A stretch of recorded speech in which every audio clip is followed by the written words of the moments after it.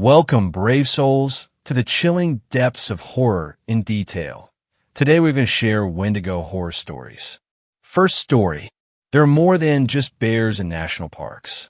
Hey there, allow me to introduce myself as Mark. I won't specify my last name for safety reasons, but I have worked as a park ranger at Yellowstone National Park, which all of you know and have heard a lot about, especially if you live in the States. Apologies for my bad grammar.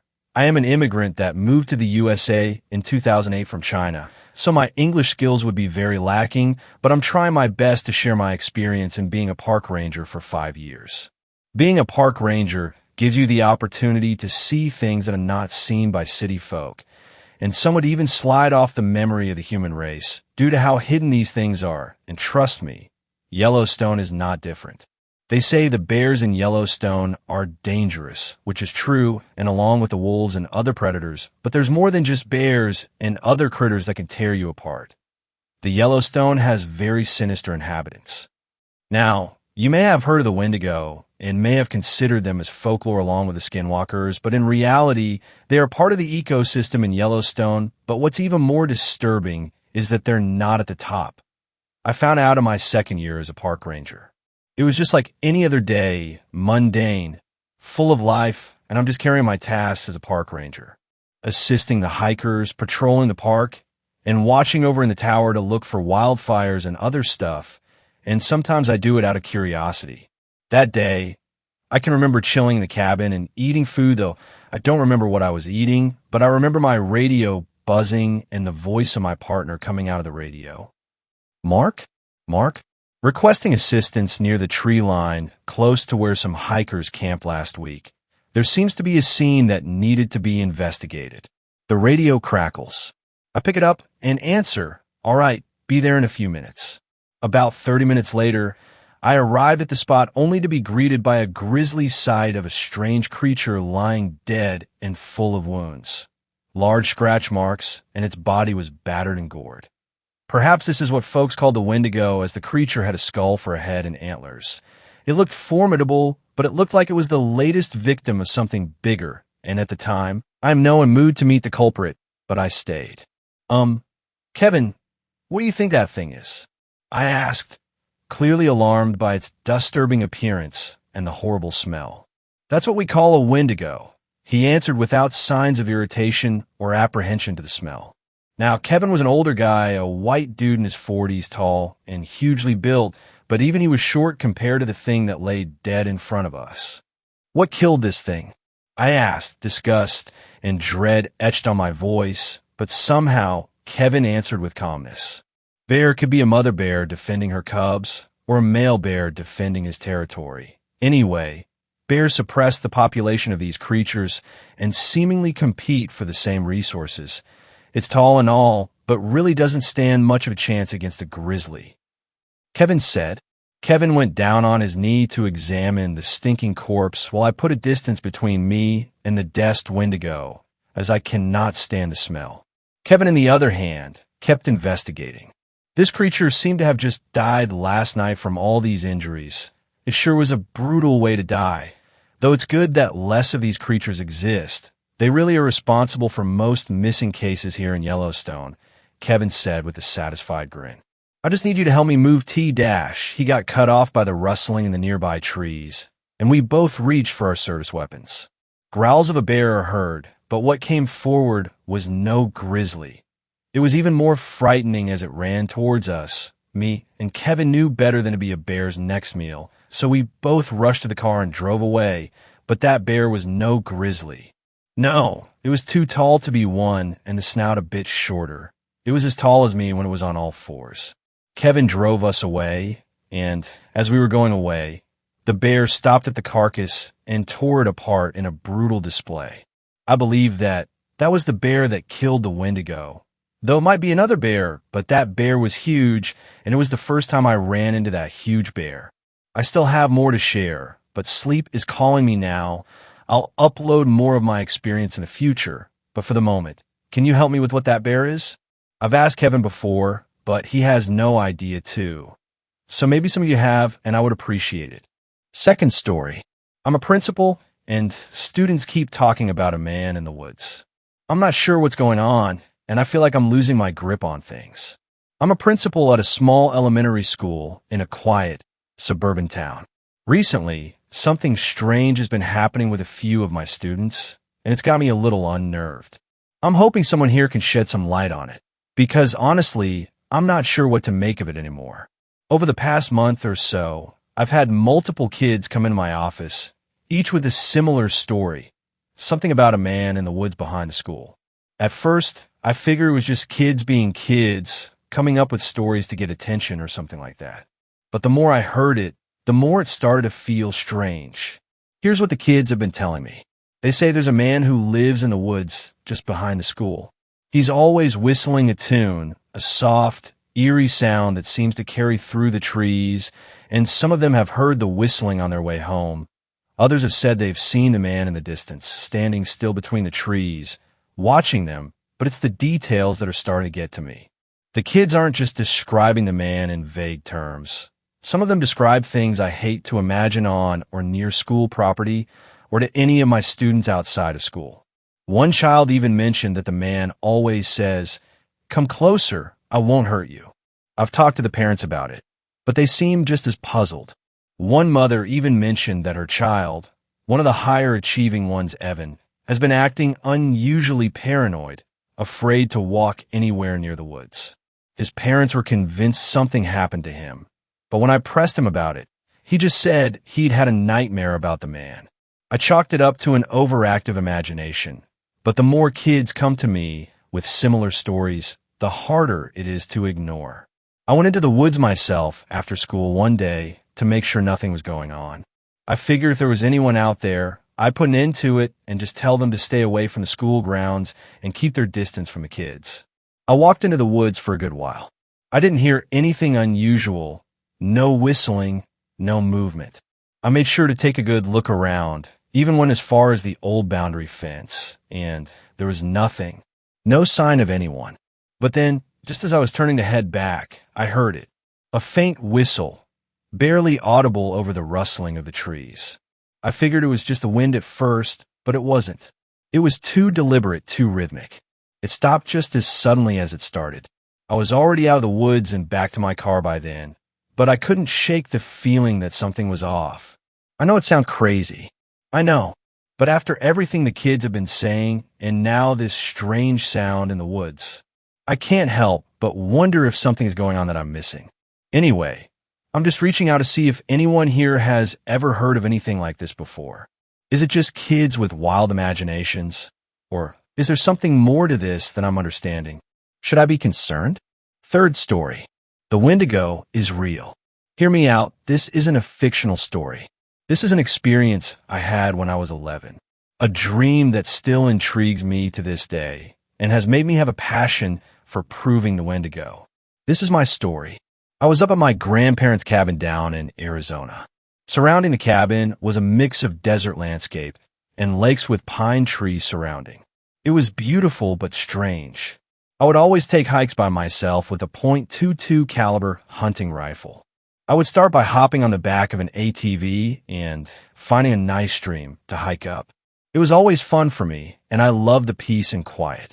Yet, all of this beauty had something dark amidst it. It was night, and I could hear the coyotes howling and the screech of mountain lions in the night. I was sitting on the porch in a rocking chair brandishing my .22 caliber.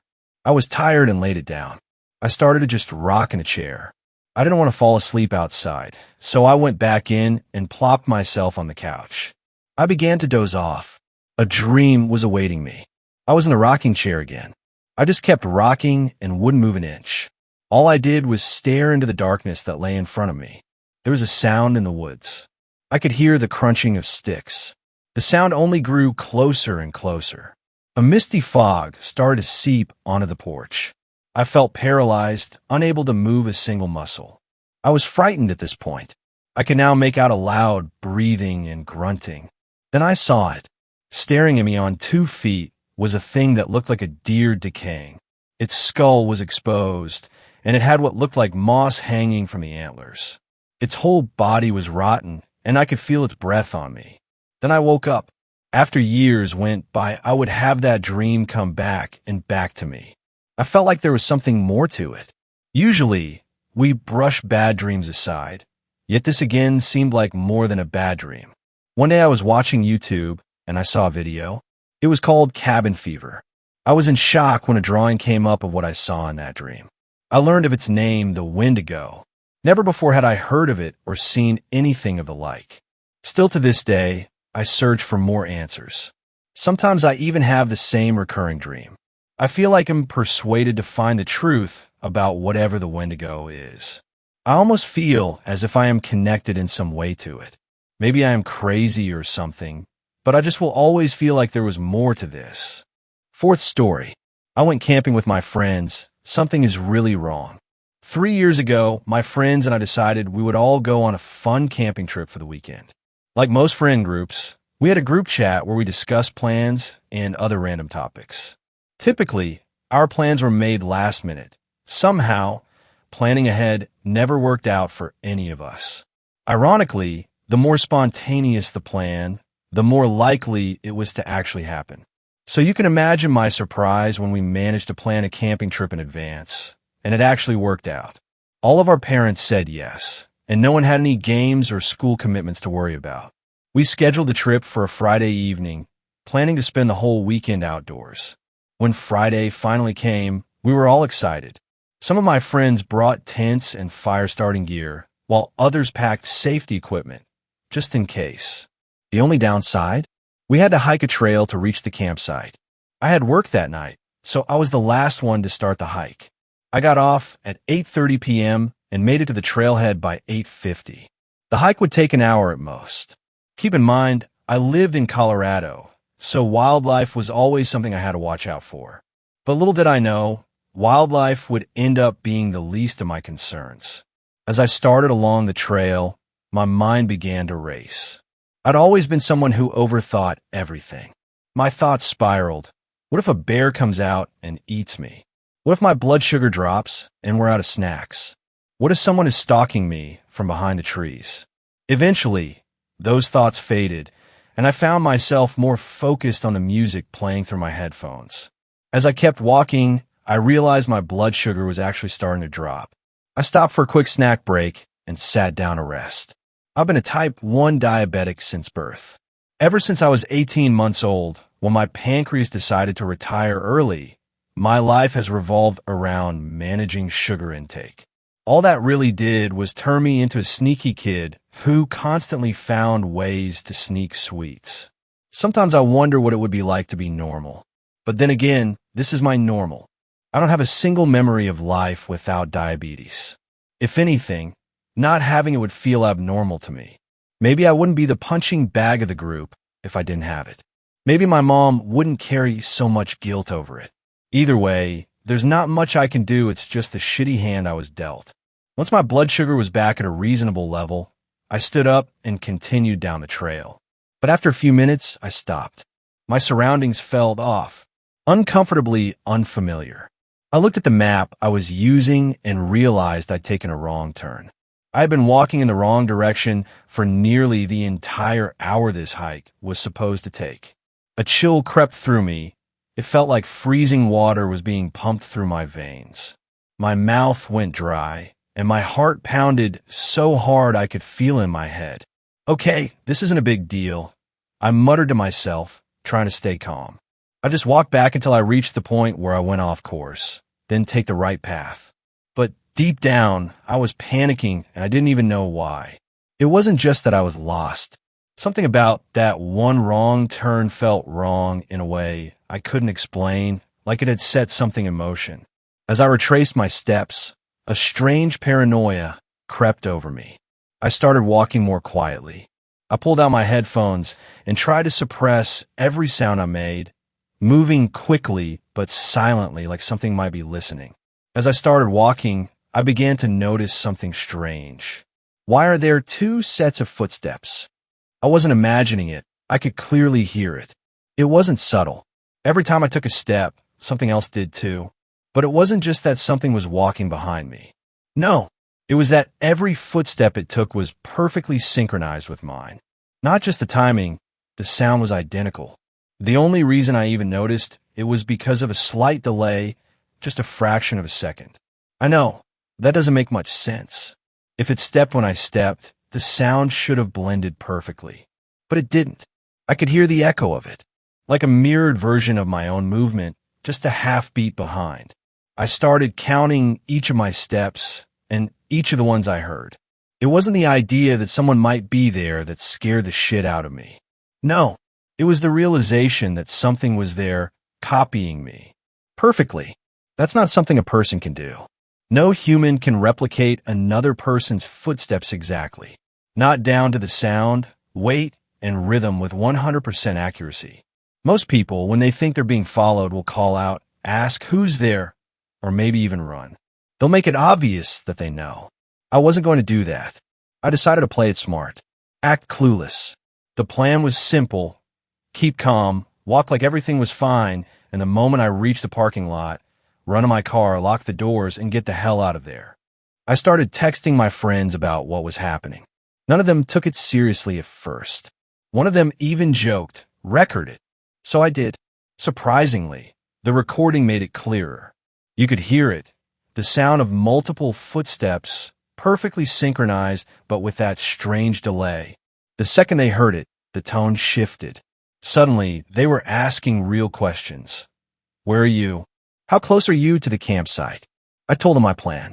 Then I shut off my phone. I wanted to seem unaware, but not vulnerable. That's when I think it started to get impatient. The footsteps weren't perfectly in sync anymore. They were slipping, getting sloppy. Now anyone could have heard it. It wasn't subtle anymore. At first, I couldn't figure out why it was giving up the illusion. Then it hit me. It wants me to know it's there. Now I had two options. Stick to the plan and keep walking, or abandon it and run in a different direction. Option 2 became the obvious choice real fast.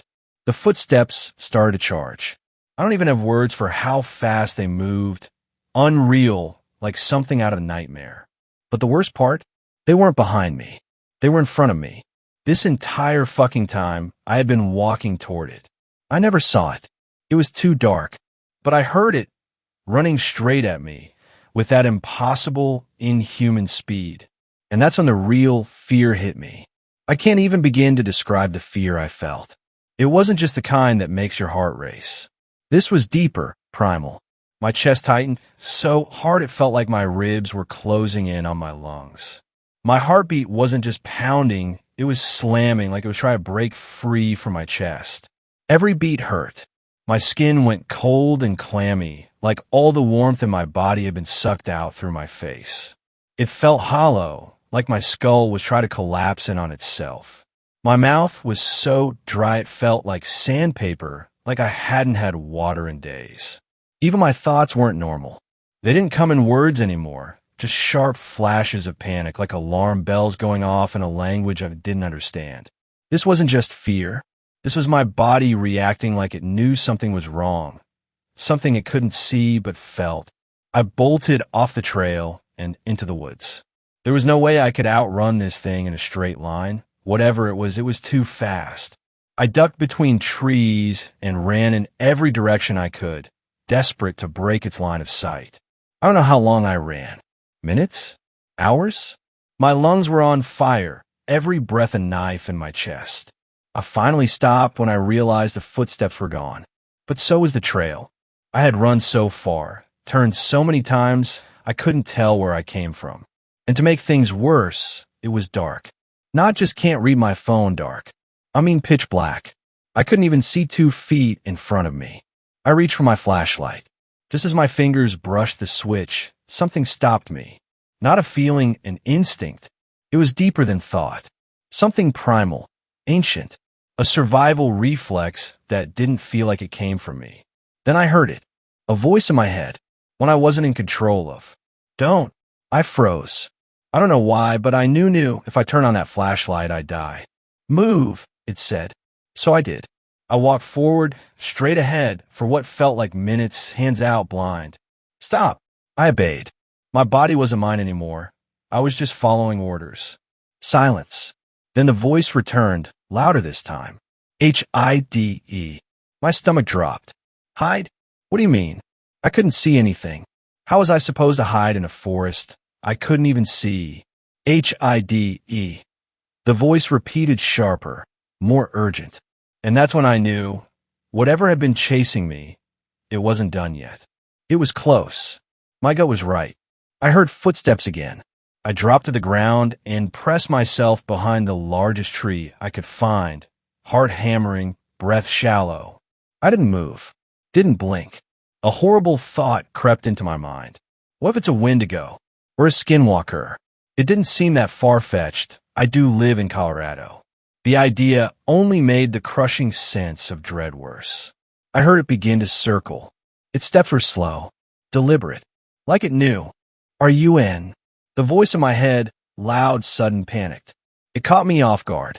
I barely had time to register what it said before I heard it, the footsteps charging straight toward me. It found me. I ran. I zigzagged wildly, cutting through trees, not caring which direction I went, just moving fast and erratic. I ran until my legs burned and my lungs begged for air.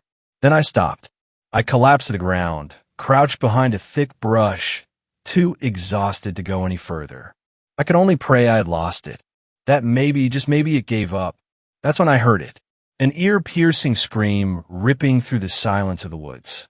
It came from behind me, close but somehow distant, like it echoed from somewhere it shouldn't have been. I froze, paralyzed by fear, waiting for the real voice, to guide me. And then I heard something else. James? Holy shit, James, is that you? Eric. It was Eric's voice. My friend. Every ounce of fear drained from my body in an instant. Relief flooded through me. I was about to jump up, call out to him. But then the voice returned. D-O-N-T. Why? Why did it say that? I listened anyway, and within seconds I realized why. It was there, looking for me. That didn't make sense. I had just heard the scream behind me. Not even seconds ago. And now, Eric's voice. But it wasn't him. None of it made sense. Before I could spiral any deeper, something pulled me back to the present. Something far worse. I could see it now. And this wasn't a Wendigo. It wasn't a skinwalker. It wasn't anything I could recognize. It was tall. No, inhumanly tall. Its limbs stretched so far they nearly touched the ground, and its fingers dragged through the dirt with each movement. The nails. God, the nails. They were long, jagged, soaked in something dark blood, maybe, and they weren't just sharp. They looked designed to tear through flesh. But the worst part? I couldn't even see its face. It was so tall, its upper half disappeared into the tree canopy. Its torso was skeletal, thin, bony, and its skin had the texture and color of bark, almost perfectly camouflaged in the night. I began to inch away, slow and silent. But then, snap, a twig underfoot. It heard it. No, it reacted to it. Instantly. It didn't turn like a person. It didn't move naturally. Its entire body stopped, frozen mid-step, and then just its neck turned. Long. So disturbingly long. It peered down at me. The rest of its body didn't move, only the neck twisting at an unnatural angle. I didn't wait. I didn't want to see its face. I ran. The voice screamed in my head again, this time with pure, urgent panic. Run. The footsteps came fast, too fast. They didn't sound like running. They sounded like something charging through the woods, tearing through branches, eating the distance between us like nothing. It roared. But the sound, it wasn't the scream I heard earlier. This time, the voice in my head started shouting commands. Left, right, faster, slower. I followed them blindly. My feet pounded the ground, lungs burning, vision blurring. I didn't know where I was going. I just knew I had to keep moving. Then, stop. I collapsed behind a fallen log, gasping, body trembling, and for the first time I realized it was gone. Somehow, the thing was no longer chasing me. Quiet, the voice whispered. I obeyed. Not a sound, not a breath too loud. Then another word. Snack. And that's when I understood. My blood sugar, the running, the fear, the adrenaline. It had drained me completely. I was crashing, and if I didn't eat something soon, I wasn't going to survive, even if the monster didn't get to me first. I pulled out a candy bar and began eating as quietly as possible. It had been a good 15 minutes. The voice had gone silent, and everything around me was dead quiet. Not peaceful, not still, just wrong. I tried to reassure myself that I was going to make it out alive. But no matter what I told myself, I couldn't shake the feeling. I couldn't calm down, because in my gut, I knew this only ended one way. Listen, the voice returned, cutting through the silence like a blade. I listened, and then I heard it. James. The voice was uncanny. Have you ever watched the Mandela Catalog? It sounded exactly like that, like a warped imitation of a real voice, stretched and hollow, echoing from something that wasn't human and never had been. Turn around. I turned, and standing there was a humanoid figure. But it wasn't human. Its left arm was half missing, torn away, bone exposed. The rest of its body looked decayed, rotting like a corpse left out too long. And its proportions off. Some of its limbs were too long, others grotesquely swollen or twisted. Its smile glowed faintly in the darkness, so wide, it had torn the skin around its mouth. Blood still clung to the shredded flesh, and I could see inside. Ropes of dark, stringy blood stretched between jagged teeth, like it had just chugged a gallon of blood. It didn't speak again. It just stared. Then in one motion it dropped to all fours and screamed. A high-pitched, bone-shattering shriek, inhuman, violent. Then it charged. I didn't even get the chance to run. It was too fast. It grabbed me. And then nothing. Just the sound of flesh tearing. Pain. Then darkness. I woke up in agony. Every inch of my body hurt. The first thing I noticed was the light, broad daylight, pouring in from behind me. I was lying at the entrance of a cave. Next to me was a pile of bones. Definitely human. In front of me, nothing but pitch blackness. The cave stretched deeper than I could see. I didn't have time to process anything before I heard it again. That thing. It was already chasing me, back on all fours just like before. But this time, there was distance between us. I had a head start. I pushed myself to my feet, ignoring the pain, and ran. Faster than I ever have in my life. It screamed again, a horrible, piercing scream that ripped through the air. It was so loud, I thought my eardrums would burst. But then, I noticed something. The scream wasn't behind me. It sounded like it came from in front of me. I didn't look. I just kept running, my feet pounding the trail until somehow I made it back. Back to the parking lot. Back to my car. And the police were already there. They rushed me, took me in. I was barely conscious by that point. I hadn't realized just how messed up I really was. The thing had bitten a chunk out of my shoulder. Deep, ragged scratches tore across my back. Some of the wounds were already infected. They asked me what happened. I lied. What was I supposed to say? The truth? That a monster in the woods stalked me for a week and left me to die in a cave full of bones? They'd have locked me in a padded room. But as they questioned me, I learned something that chilled me deeper than anything else had. I had been missing for a week. A whole week. And somehow I survived, which made no sense. I didn't have my backpack. My insulin was gone. My pump was missing. There's no way I could have gone a week without it. No way I could have gone that long without water. Yet, I did. Somehow. Recovery was long and hard. Therapy was even worse. Eventually, I told the truth. The therapist gave me the usual canned response. Trauma interferes with our memory. Yeah, I know what I saw. She made me talk about it a lot. And that's when I started putting the pieces together. The screams.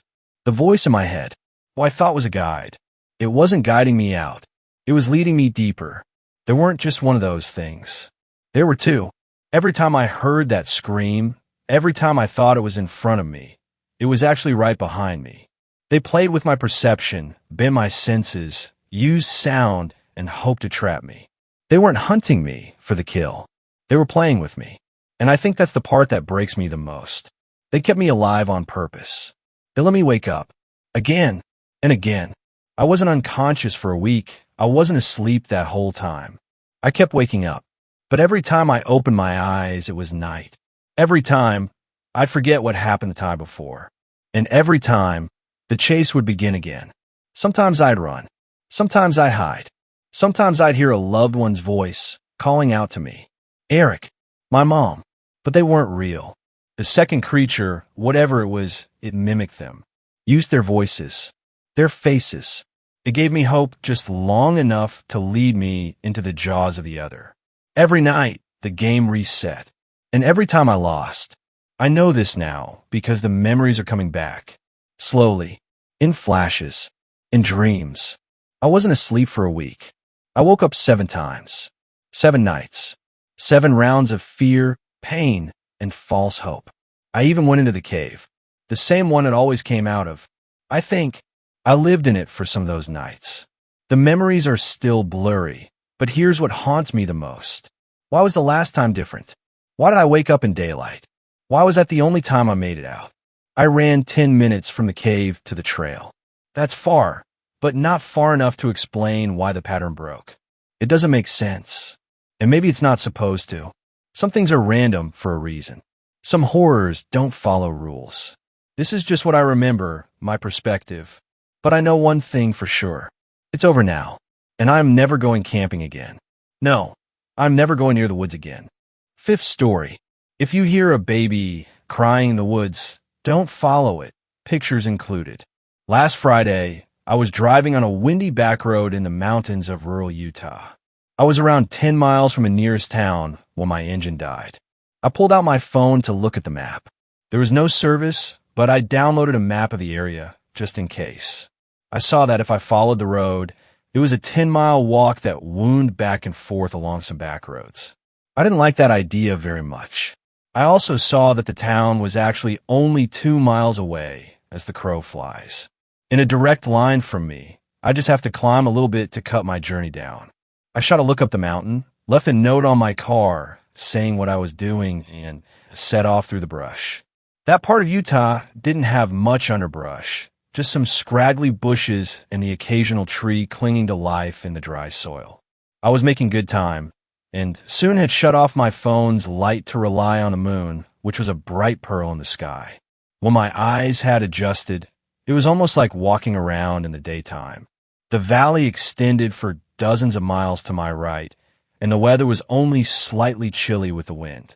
That was when I heard a baby's cry, low on the wind.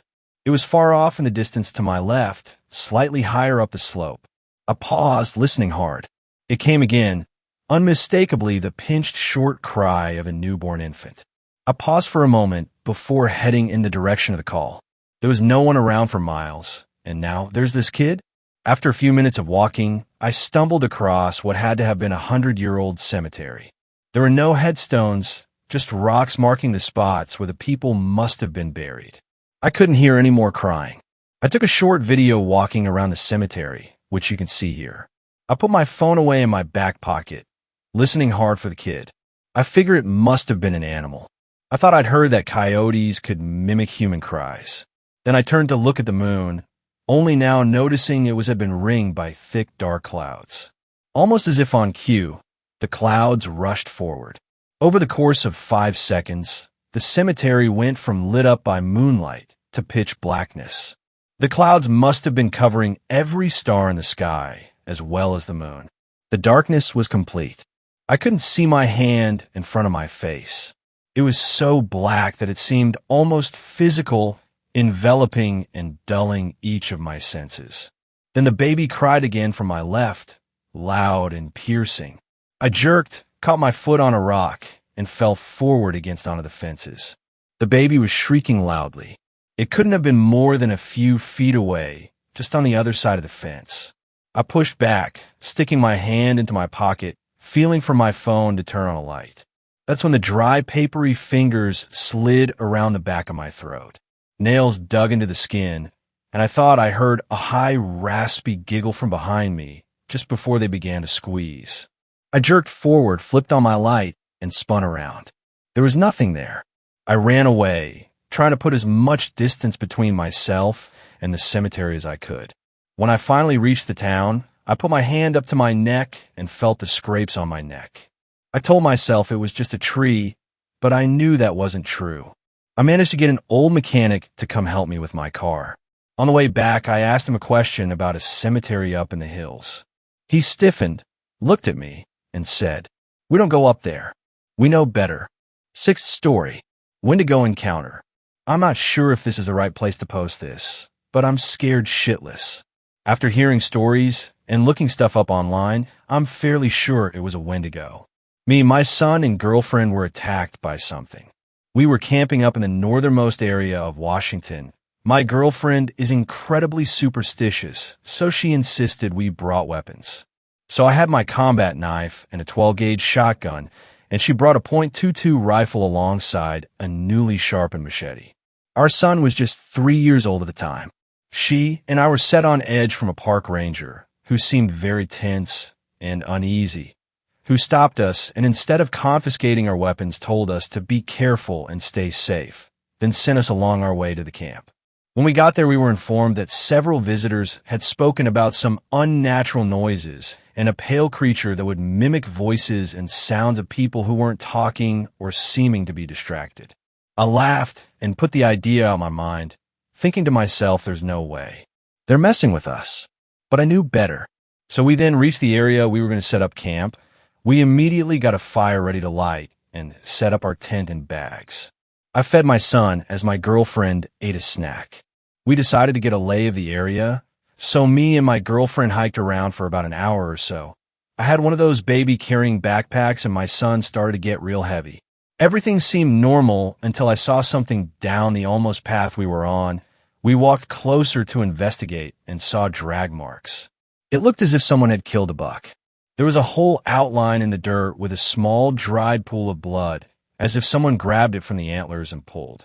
That wouldn't be possible for any man to do. The buck, or whatever it was, would have been way too big for that. Shaken, we rushed back to base camp and restarted the fire and hurried back into our tent. Too afraid to leave since it was dusk by now, we stayed inside the tent, and my girlfriend put our son to bed. Eventually, probably from the exhaustion of fright, we fell asleep. What must have been hours later, I awoke to a faint rasping sound that sounded like a child crying. I gazed outside in confusion and saw the outline of a creature that seemed to be a buck standing over something. It seemed to be about 20 feet away, but at a closer glance had unnaturally long limbs for a buck and was eerily tall. In sudden fear, I unloaded 2 shots into the creature and heard a loud, blood-curdling cry. My girlfriend awoke screaming to the shots I had fired as I tried to explain what I had heard. To my surprise, the animal hadn't moved an inch. Then I noticed the stains on the side of the animal. It looked like blood was running down the edge, and lots of it. It stared at me deep into my eyes as I became petrified with fear. A sinister feeling of dread fell over me, as if it knew I couldn't move. I thought to myself, what if it starts to bolt towards us? Just then, this tall, decrepit, demonic thing seemed to whisper something. I couldn't exactly tell what it was saying, but it seemed to have said, "I need more children." My girlfriend screamed, asking where her son was. We blacked out. In the morning, we awoke to park rangers at our campsite. We didn't see our son anywhere. We told the rangers that he was missing, and they started a search party. I explained what had happened, and strangely, they seemed to believe it. The one who seemed to be older by at least a decade pulled along the one we met earlier and whispered in his ear. I only heard a single line, and I'm not even sure if what I heard was correct. It sounded like he said, "It's getting bolder." They didn't seem to want us by ourselves, so they waited with us while they continued the search. We stayed in a log cabin for 3 days with a forest ranger, when suddenly some rangers came into the cabin saying they couldn't find our son. My girlfriend starts to sob. I start to hate myself thinking that I could have done something if I wasn't frozen in fear. We rushed outside only to find some injured and frightened police officials. The rangers wouldn't tell us anything of what happened or what they saw, or why the cops were scared shitless. All we know is that we don't have a son anymore. God help whoever goes into that forest next. And please, please don't bring your kids with you. Seventh story. The thing in the woods took another kid. I tried to tell them it was a mistake to reopen. I told them what I saw all those years ago, but they didn't believe me then, so why would they now? Camp Soleil, changing the name for obvious reasons, is a camp in a small town that was made for rich, troubled kids. Your kid keeps leaving flaming bags of shit on the neighbor's porch? Send them to Camp Soleil, where they will make crafts and become little angels. Sounds like bullshit, right? It is. They come to camp and clean commodes and run until they are so miserable they don't feel like being the little devils they were.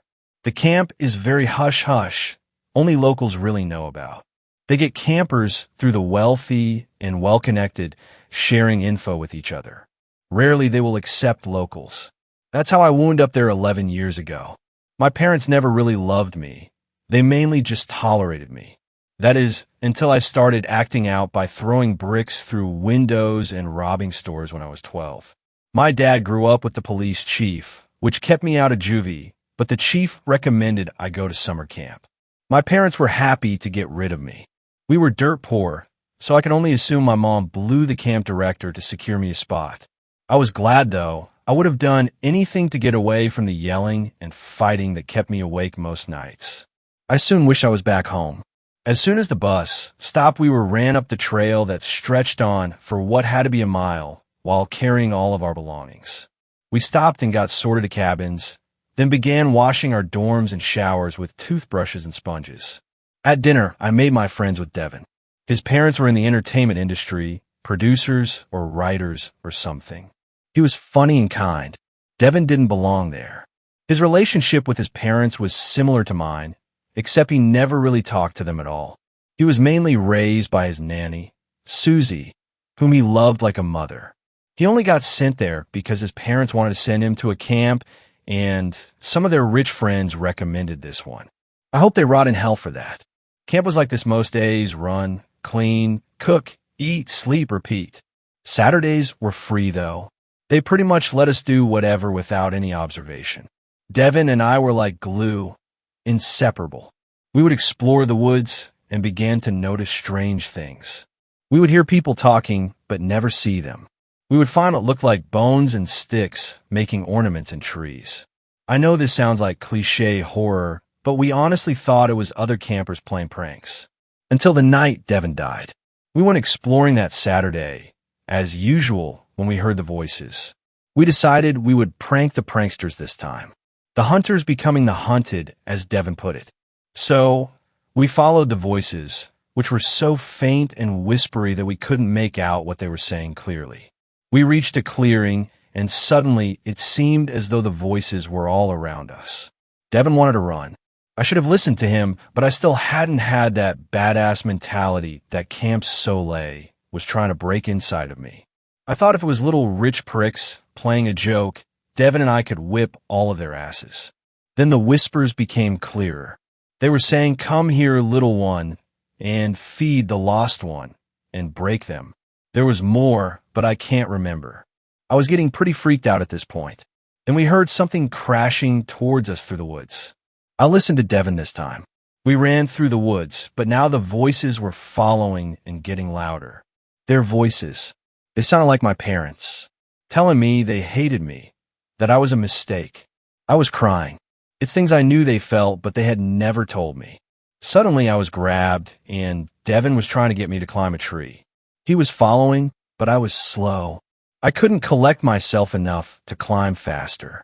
I was a gutless, blubbering coward. The voices were closing in, and Devin told me to keep climbing. He dropped down and ran and hid under a fallen tree. The voices got closer and closer until it all stopped. I sat there for what was probably 30 minutes, quietly crying and looking around for what was chasing us. Devin stayed under the tree. As I slowly began to collect myself, I looked around and saw that we were by the lake. It was nearly dark, and the lake was about a 5-minute walk from the cabins. I tried to whisper shout at Devin that we needed to leave. He slowly came out and looked around. I started to climb down the tree when I froze. Devin called a female voice. Susie? Is that you?" Devin replied. I tried to tell him to hush and hide, but the voice was growing louder. "Devin, honey, stay where you are. I've come to take you home. They said you were a lost one. I have a home for you." There was something chasing us. I was so scared. I want to go home, Devin responded through tears. I should have been brave. I should have stopped him, grabbed him, and ran. Something, but I was paralyzed by my fear. What came out of the woods was a 7 feet tall, slender, with slimy gray skin in some places, fur in others, and human hair in yet other places. Its limbs were disproportionate and long, one arm ending in a stump and the other in a large hand with long razor-sharp nails. Its head sprouted the antlers of a deer and the horns of a bull. It was beautiful and ugly. I was drawn to it and terrified all at once. Devin just stood there smiling. I missed you so much, Susie, he said as he rushed to hug the creature. The beautiful voice turned to a rasp similar to a fork on a plate as it screamed, "Welcome home, lost one," before effortlessly lifting my friend in the air and ripping his torso from his legs. The last thing I saw before falling from the tree was the creature lifting Devin's poor lifeless body to its mouth. Then everything turned black. They said I got lost in the woods, fell, and got concussed.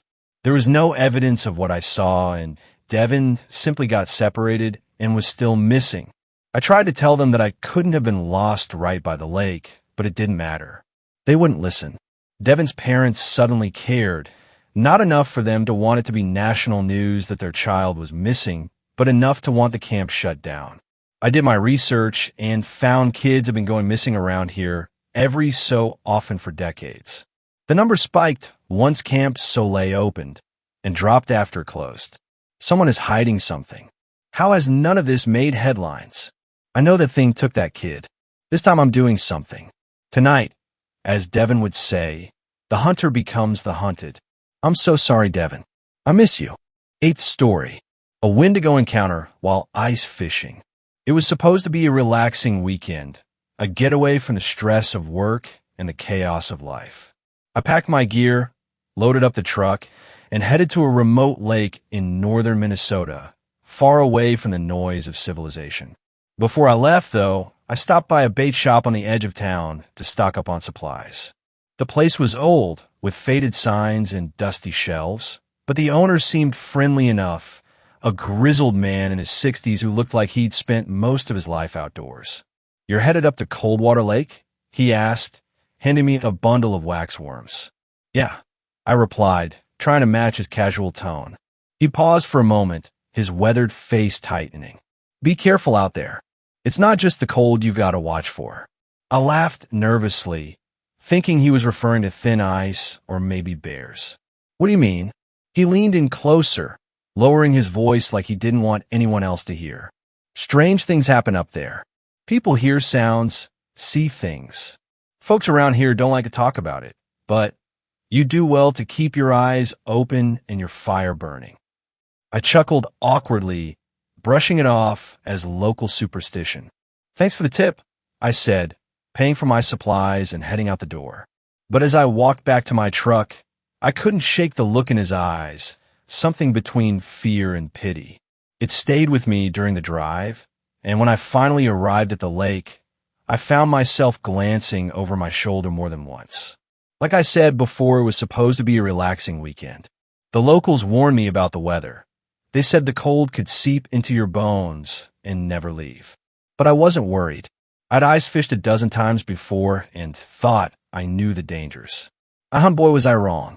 The lake was a vast, frozen sheet of white, surrounded by dense pine trees that seemed to stretch endlessly into the sky. I set up my tent in the middle of the lake, drilled a hole in the ice, and settled in for what I hoped would be a peaceful day of fishing. As the sun dipped below the horizon, the temperature plummeted. The stillness of the lake became unnerving. No wind, no sounds, just silence. It was as if the world had been put on mute. That's when I heard it. A faint, distant scream. It wasn't the howl of a wolf or the cry of an owl. It was human, but not quite. A wail that carried pain, hunger, and something primal. I froze, my breath fogging the air as I strained to listen. The sound came again, closer this time, echoing across the icy expanse. I told myself it was just the wind, but deep down I knew better. The ice beneath me groaned and cracked, a sound every ice fisherman fears. But this wasn't the natural settling of the ice. It felt purposeful, as if something massive was moving beneath me. Panic set in.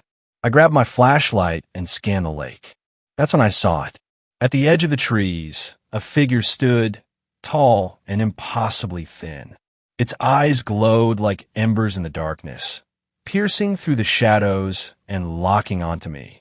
Antlers jutted from its head, twisted and jagged, and its skeletal face was stretched into a horrific grin.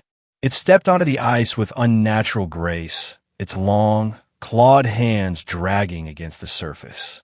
The scream came again, but this time it was in my head, a deafening roar that filled my mind with images of starvation, death, and despair. I scrambled to pack my gear, my hands shaking so badly I could barely zip my bag. The creature moved closer, its body convulsing as if it were struggling to contain itself. Its teeth, jagged and yellow, gnashed together in anticipation. Then it stopped. It tilted its head, as if studying me, and let out a guttural hiss that sent chills down my spine. Without thinking, I grabbed the propane heater and hurled it toward the beast. The flames erupted on impact, and the Wendigo shrieked, a sound so inhuman and agonizing that I thought my eardrums would burst. I didn't wait to see what happened next.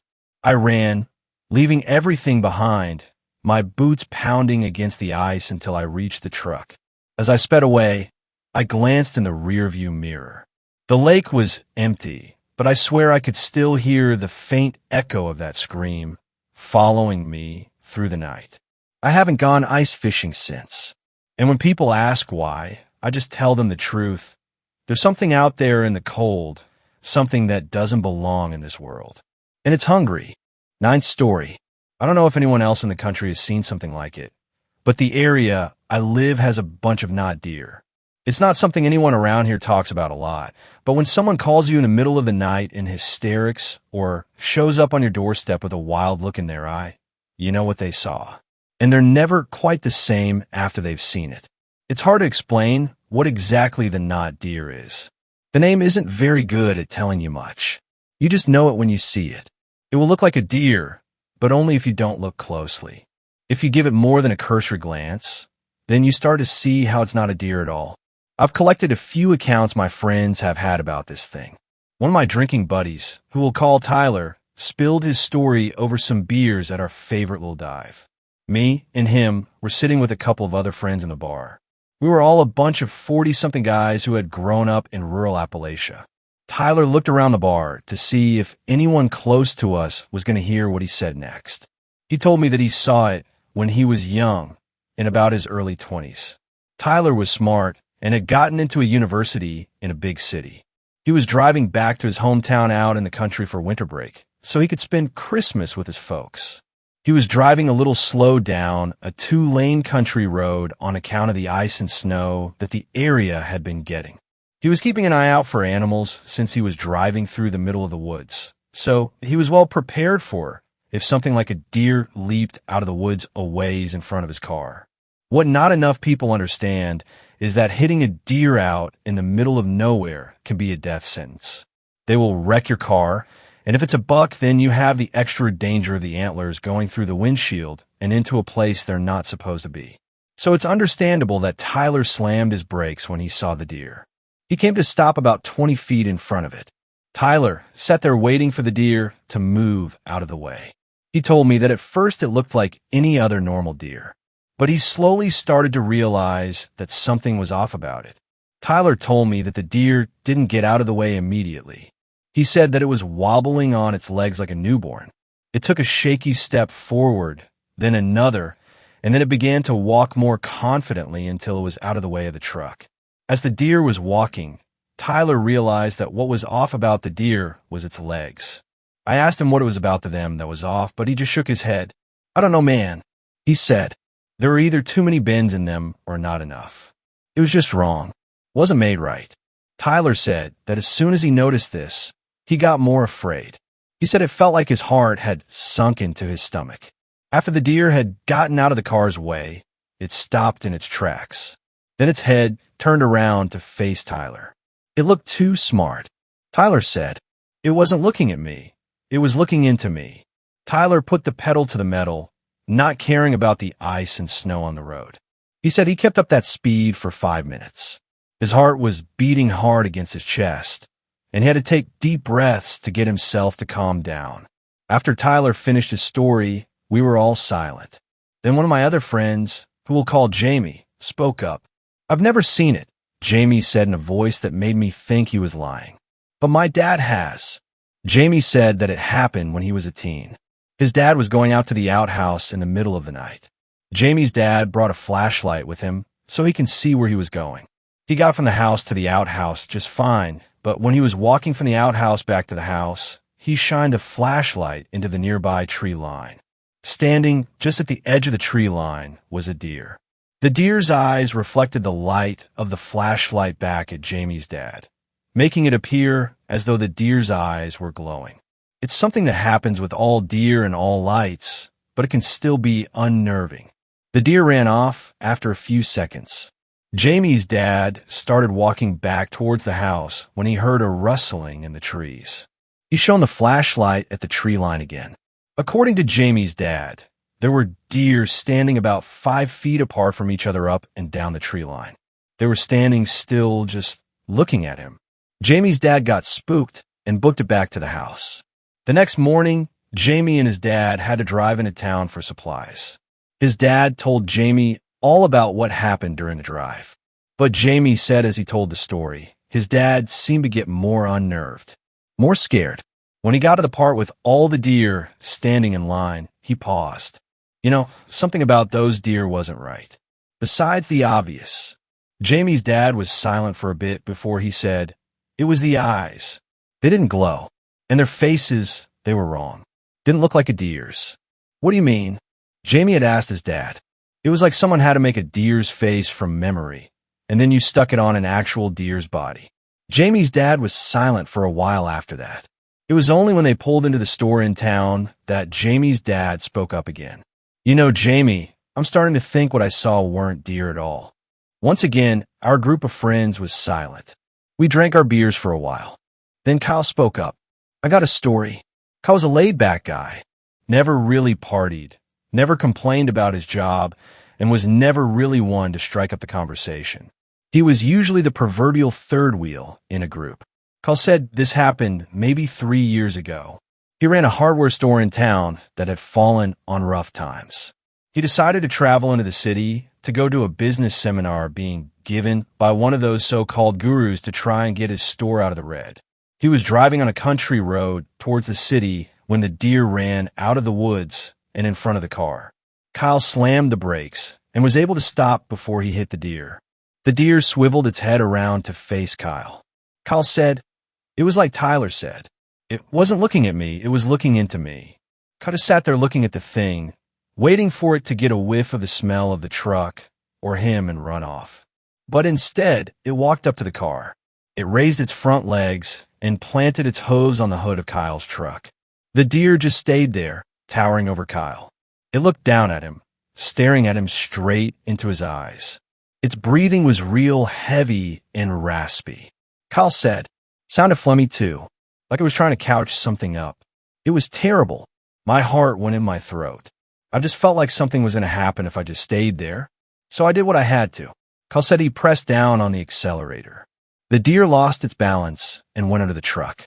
The truck bucked and rocked as it rolled over the deer's body.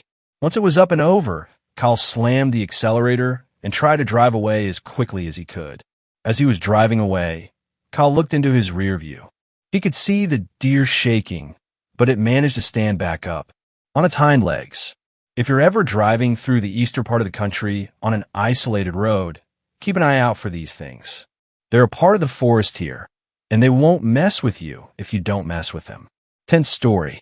There's something wrong with the deer in my yard. It's just standing in my backyard right now. See, I have a window that looks right out into it, and the weird thing isn't the deer itself. I mean, this deer is weird, but the fact that there is deer in town here isn't weird at all. I live in a small town in Montana, And recently, the population of deer has basically exploded locally. They're everywhere. You can't go for a walk anymore without spotting up to 20 of the damn things, and the town is barely a mile from end to end. This thing, though, I don't know if anyone else has seen it, but me, and that's terrifying. I was just browsing the internet, listening to true crime shit on YouTube, while I wonder traded Pokemon, because what else does a person stuck in Podunk do but try to forget their. My cat was curled up at the foot of my bed sleeping, and I was ready for a night of bland nothingness that I was used to. It's quiet here. No traffic past 8 p.m., let alone when it's dark. So when I heard this scream, it really caught my attention. It was distorted somehow, like someone screaming through a filter or underwater, but it wasn't quiet for it. It was loud, and my cat woke up instantly and jumped off the bed with all his fur on end. I don't know where he went, to hide probably. He tore out of my room like a bat out of hell, and I just sat there in silence, half thinking that I'd somehow imagined it, despite my cat's reaction being quite contrary. Okay, let's be rational about this. Something just screamed. Really loud. Just look out the window, right?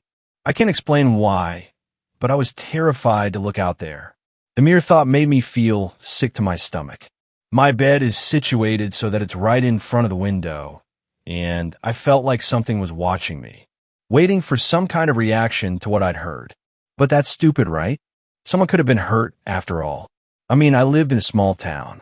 Nothing too terrible happens in this shit town, so I figured that I was just overreacting. I'm overthinking the sound.